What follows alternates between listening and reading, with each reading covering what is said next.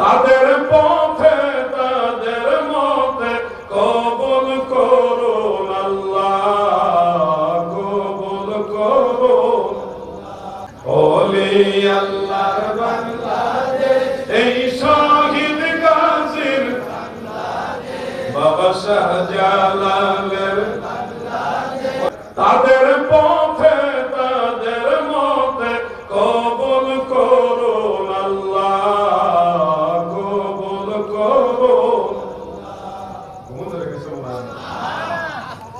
ওলি আল্লাহর বাংলাদেশ, এই শহীদ গাজীর বাবা শাহজালালের বাবা বলছি যে রাগ করবেন না, এই কালীগঞ্জে বহু আগে আমি একবার মাহফিলে আসছিলাম, কোন গ্রামে ভুলে গেছি,